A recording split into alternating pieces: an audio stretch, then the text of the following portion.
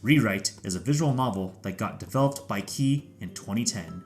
It was notable as it was one of the few Key visual novels to not being written by Jun Maeda, or one obviously inspired by him. The best way I can describe Rewrite, the visual novel, without spoiling too much, is it's kind of a chuny action drama fantasy visual novel. Rewrite got an anime adaptation in 2016. Unfortunately, it wasn't particularly well received for various reasons. It didn't help that basically every other Key anime adaptation has a decently well received adaptation. Sadly, Rewrite is one of those visual novels that's really hard to make an anime adaptation of due to how the visual novel was structured.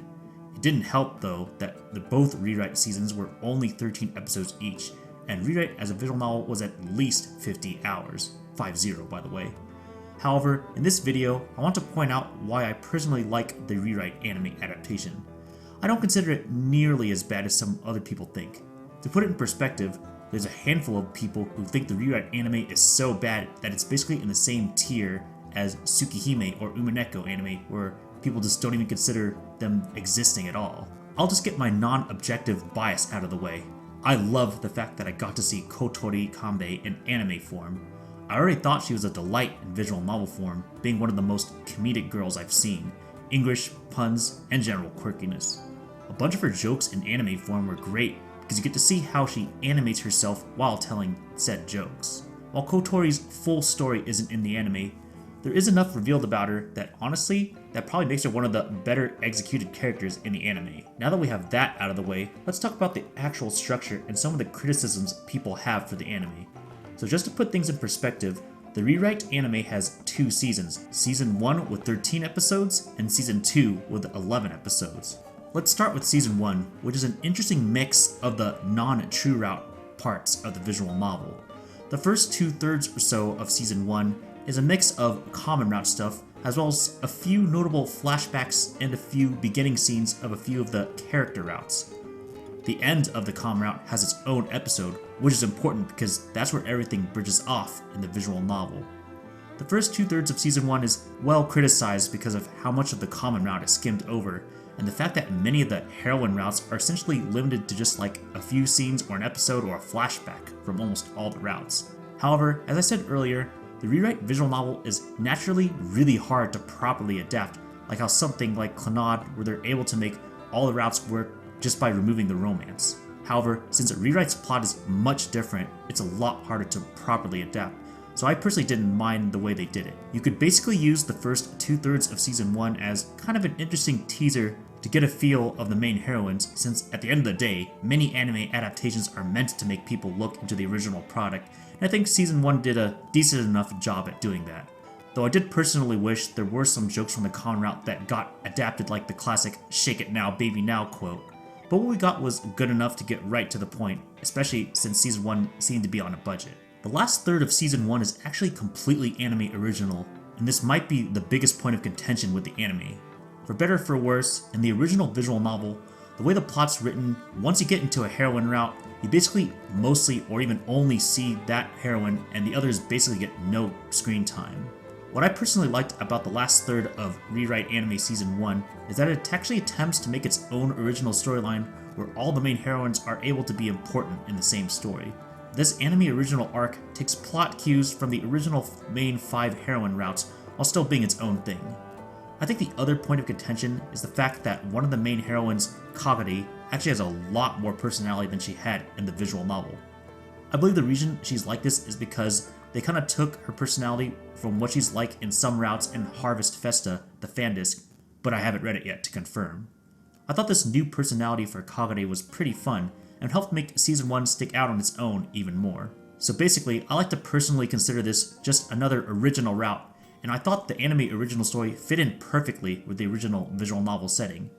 I can at least understand why people didn't like it, but to me, the characters still feel in character, which is more than I'd say for other anime adaptations like the Magikoi anime. Rewrite Season 2 is more well received. It pretty much adapts the true routes of Rewrite fairly well, with maybe a few parts skipped over in the interest of time, but definitely way more truly adapted than Season 1.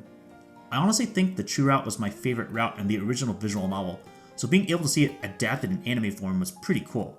I think the only main contention of Season 2 is the fact that the ending is a little bit different from the visual novel.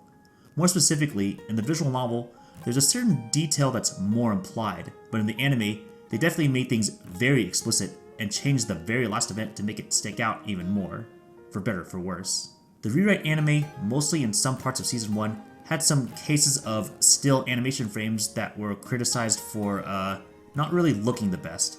I generally don't really notice these things, and to be honest, I think they tend to be over-criticized on the internet, but that's just me, I guess. The anime looks pretty good for the most part. While the anime mostly uses songs straight from the visual novel, there are a handful of anime original songs and remixes of BGM.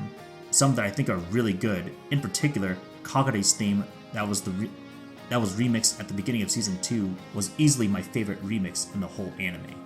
While I do like this anime overall, am I convincing you to watch it? No, not necessarily. I can completely understand the criticisms. I would definitely say if you have the option to read the visual novel, then definitely do so before the anime to get the full experience. However, if you have a Crunchyroll account and don't want to pay $50 or so for a 50-hour plus visual novel experience, I honestly think the rewrite anime isn't the worst way to get into the series. It characterizes the main characters pretty well, it gets the general genres that the visual novel covers, and gives a pretty good teaser of what to expect. I've seen a few people in the Rewrite fan Discord who actually got into the series through the anime and then eventually read the visual novel. Now, obviously, it's not the best adapted visual novel out there, and basically every other key anime adaptation is better. That said, I still think the Rewrite anime is perfectly enjoyable as an anime first or anime only person. I guess the question becomes, if you've already read the visual novel, should you watch the anime? If you're one of those people who are very critical of making sure anime adaptations adapt every major event, then definitely don't watch it, because you'll just be disappointed. If you're open to seeing an anime original route, and maybe just seeing some of your favorite characters and scenes from the original visual novel animated, then it could be worth checking out for those reasons. My closing thoughts are that I don't think the Rewrite anime is a perfect adaptation, far from it even.